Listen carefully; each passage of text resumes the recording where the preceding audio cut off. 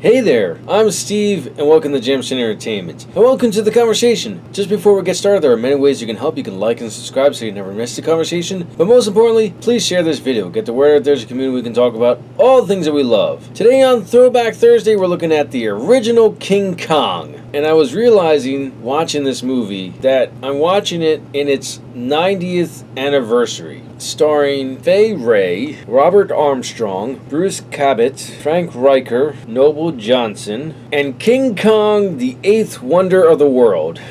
I couldn't help myself, because the movie and IMDb both list King Kong as a member of the cast. I mentioned in my Kong Skull Island review that I've never seen a King Kong movie. That's mostly true, and what I mean is I'm relatively certain I saw bits and pieces of this King Kong movie as a kid, and I have only seen bits and pieces of the Peter Jackson King Kong. Since seeing the new Godzilla and King Kong movies and just exploring movies in general, I've wanted to see the original, and I'm interested in other monster movies, and that's what we're going to be talking about for the next few weeks. King Kong is definitely an inspiration for many movies and many people. We'll get to that. I know it was an inspiration for Godzilla in a way. I don't know much of the history, but Japan actually did make a King Kong movie, and it was a man in a suit. Unfortunately, the only things that exist of this movie are posters and some photographs, because the movie was lost in the bombing of Nagasaki and Hiroshima. And so after that, they made Godzilla, which is on the list of movies we're going to be talking about.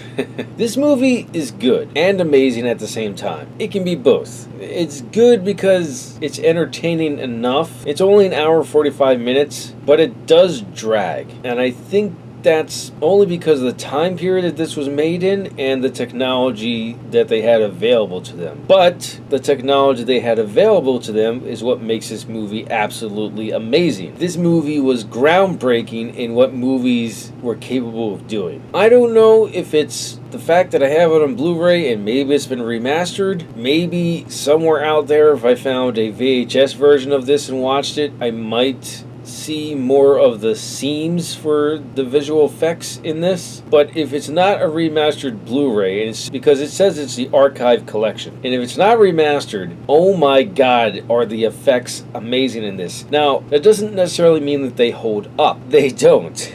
Very clearly obvious how they did everything, but the way they blended everything is very well done. What I mean by the effects not holding up is the stop motion is really good, but it's not spectacular. And the blending effects they did for these effects, I was really surprised. I was really anticipating to see some glaringly bad effects to blend the stop motion with the live action. And the editing in this is so good. Like, if you blink, you'll miss the edits from when they switch Kong holding Anne, she's the main character, as a stop motion doll, and when he puts her down. Amazing. And how they blend the live action with the stop motion. The sets in this are very well done. Both the miniatures used for the stop motion and the sets used for the actors. There are special features on this, and I would love to watch them and find out how they did it, but I'm going to say that the way they did this, I have two thoughts. One, the actors filmed on a similar set